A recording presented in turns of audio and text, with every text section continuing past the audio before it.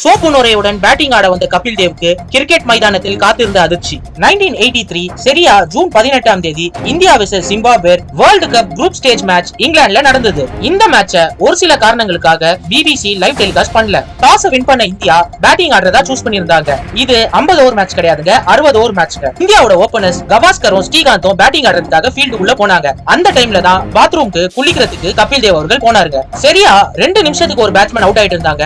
அடுத்த 10 நிமிஷத்துல 4 batsman out ஆயிட்டாங்க. பாட்டு பாடிட்டு குளிச்சிட்டு இருந்த கபில் தேவுக்கு வெளியில அபாய குரல் கேட்டது. கேப்டன் 4 பேர் அவுட் ஆயிட்டாங்க, அடுத்தது நீங்க தான் பேட்டிங் ஆடணும், சீக்கிரம் பாத்ரூம் விட்டு வெளில வந்து பேட் அப் பண்ணிட்டு கிரவுண்டுக்கு போங்க, இல்லனா உங்களை டைம் அவுட் பண்ணிடுவாங்க அப்படின்னு சொல்லி பாத்ரூம் வெளியில ஒரு பிளேயர் நின்று கத்திட்டு இருந்தாரு. சரியா குளிக்காம சோப்பு நுரையோட அப்படியே பேட் அப் பண்ணிட்டு பேட்டிங் ஆட போயிட்டேன். கிரவுண்டுக்குள்ள போயிட்டு ஸ்கோர் போர்டு பாக்கும்போது 9 ரன்னுக்கு 4 விக்கெட் போயிட்டு இருக்கு. அட பாவீங்களா, என்ன எங்க கூட்டு வந்து நிக்க வச்சிருக்கீங்களேடா, ஒழுங்கா குளிக்க கூட விடலையடா. என்ன ஒரு பக்கம் பயமா இருந்தாலும் என் மனசுல நான் என்ன நினைச்சேன்னா, இந்த மேட்ச் ரொம்ப குரூஷியலான மேட்ச். இந்த மேட்ச் நம்ம வின் பண்ணாதான் இந்தியா அடுத்த ஸ்டேஜ்க்கு போக முடியும். சோ என்னோட விக்கெட் விடாம 60 ஓவர் வரைக்கும் நின்று ஆடினா இந்தியாவுக்கு கண்டிப்பா நல்ல ஸ்கோர் கிடைக்கும், அதை நம்ம டிஃபெண்ட் பண்ணலாம் அப்படின்னு சொல்லிட்டு என் மனசு ஃபுல்லா ஓடிட்டு இருந்தது. காத்தோட வேகமும் ரொம்பவே நல்லா இருந்தது. காத்தோட டைரக்ஷன்லயே நான் பேட்டிங் பண்ணேன். அந்த மேட்ச்ல பாத்தீங்கன்னா 175 ரன்ஸ் அடிச்சேன் 138 பாலுக்கு. அதுல 16 4ம் 6 6ம் அடிச்சேன். அந்த இன்னிங்ஸ்ல நான் நாட் அவுட்டா இருந்ததுதான் ஒரு பெரிய அதிசயமே.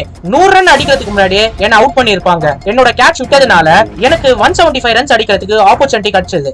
அது மட்டும் இல்லாம இந்தியா இந்த மேட்சை வின் பண்ணிட்டோம். இதுல நான் கத்துக்கிட்ட விஷயம் என்னன்னா, உங்களோட ஹார்ட் ஒர்க்கை போட்டீங்கன்னா லக்கம் உங்க பக்கம் நிக்கும். நீங்க வெறும் லக்க ஒண்டி டிபெண்ட் பண்ணீங்கன்னா உங்களுக்கு ஹார்ட் ஒர்க்கே இல்லாம போயிடும். ரீசெண்டா சுனில் கவாஸ்கர் அவர்கள் என்ன சொல்லியிருந்தாருன்னா, எத்தனையோ double centuries Sehwag, Sachin, Rohit score பண்ணியிருந்தாலும் இந்த கபில் தேவோட நாக்க யாருமே ரீப்ளேஸ்மெண்டே பண்ண முடியாது. என் மனசுல இந்த கிளாசிக் நாக் நான் சாகுற வரைக்கும் அழியவே அழியாதுங்க அப்படின்னு சொல்லி சுனில் கவாஸ்கர் அவர்கள் சொல்லியிருக்காருங்க.